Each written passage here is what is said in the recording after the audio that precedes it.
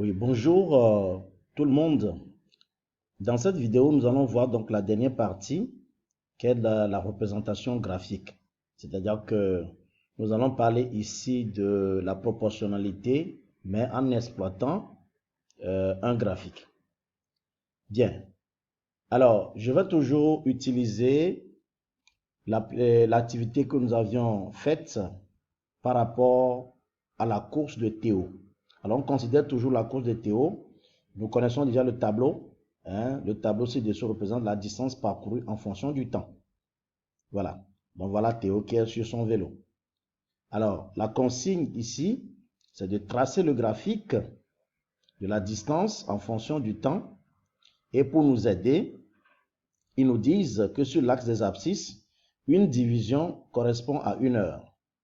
Et sur l'axe des ordonnées, une division doit correspondre à 120 km. Donc, je dois tenir compte de ces deux échelles pour faire mon travail. Alors, sans plus tarder, je trace les deux axes. Alors, vous avez remarqué ici que je n'ai pas considéré la partie négative de l'axe des ordonnées. Je n'ai pas considéré aussi la partie négative de l'axe des abscisses. Pourquoi? Parce que je n'ai pas de valeurs négatives dans le tableau. Je n'ai que des valeurs positives. Vous voyez, la distance, elle est toujours positive, le temps est positif. Donc, je vais utiliser seulement que des valeurs positives des deux. Alors, voilà les deux axes que je viens de tracer. Je vais d'abord essayer de graduer l'axe, c'est-à-dire mettre des divisions. Alors, je mets ici première division, 2, 3 et puis 4. Vous voyez? Alors, je mets maintenant des chiffres là-dessus. 1, 2, 3, 4. Et je précise que sur cet axe, j'ai le temps. Je mets ici le temps en heures. Alors, lorsqu'on vous dit la distance en fonction du temps, et on a bien précisé ici que sur l'axe des abscisses, je mets donc le temps. Donc, ici, je mets le temps. Maintenant, je vais rester sur l'axe vertical, qui est l'axe des ordonnées. Je vais aussi le graduer, cet axe. Alors, ici, on m'a dit une division égale à 120, correspond à 120. Alors, je mets 120, 240, 360 et puis 480. À chaque fois, j'évolue de 120, 120.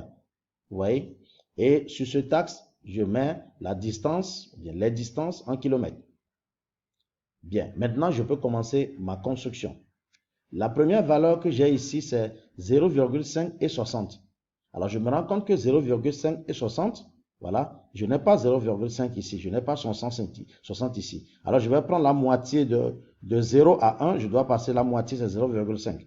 Alors, je place 0,5. Et ici aussi, de 0 jusqu'à 60, la moitié, à 0 jusqu'à 120, la moitié c'est 60. Alors, je place aussi 60. Là, maintenant, ça y est, je peux placer mon tout premier point. 0,5 et 60. Alors, je place le point. Voilà le point qui est là. Voilà. Je continue. 1 et 120. Alors, voilà 120 qui est là. Voilà 1 là. Alors, je fais les deux axes et je trouve le point. Je continue. 2, 240. Voilà 2. Voilà 240. Alors, je fais les deux axes.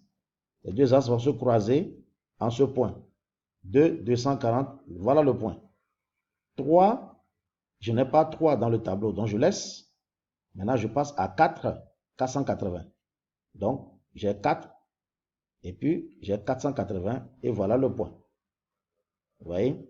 Là, je viens de finir de placer les points. Maintenant, l'étape suivante va consister maintenant à tracer le graphique. Alors, voilà, je viens de tracer le graphique. Voilà le graphique qui est tracé. Voilà. Alors, ce travail consiste simplement à utiliser les données de tableau et à faire la représentation graphique. Bien. Maintenant, voilà le graphique que j'ai obtenu. On m'a posé un certain nombre de questions. Que remarques-tu du graphique ainsi obtenu? Alors, quand on regarde très bien le graphique, on remarque que ce graphique est une droite. J'ai précisé que c'est une droite. C'est pourquoi j'ai mis droite en couleur. Et qui passe par le point origine, le point d'origine. Alors, vous avez remarqué que ce graphique passe par le point d'origine. Vous voyez? Alors, à partir de ce constat, nous pouvons conclure que un graphique qui est une droite et qui passe par le point d'origine traduit simplement une situation de proportionnalité. Alors, ça veut dire quoi? Ça veut dire que si je vous donne un exercice et je vous demande, par exemple, je vous donne plusieurs graphiques et je vous demande de me dire, en exploitant ces graphiques, de me dire quels sont les graphiques qui traduisent des situations de proportionnalité. Vous devez regarder tous les graphiques et ceux qui sont des droites et dont le graphique passe par le point d'origine, c'est eux seuls qui traduisent une situation de proportionnalité. C'est très important. Voilà. Alors, je vous donne cet exercice à faire pour la prochaine fois. Voilà la question, tout à l'heure, je viens d'en parler. Les graphiques ci-dessous traduisent-ils une situation de proportionnalité? Vous avez ici 3 graphiques. Alors, vous allez me dire si chacun de ces graphiques traduisent-ils une situation de proportionnalité. Si oui, vous devez me justifier. Sinon, également, vous devez justifier. Donc, n'oubliez pas surtout. Bien, voilà. Donc, nous avons fini ce chapitre qui est très, très court sur la proportionnalité. Vous voyez que ce n'est pas un chapitre difficile. Voilà. Je vous remercie pour votre aimable attention.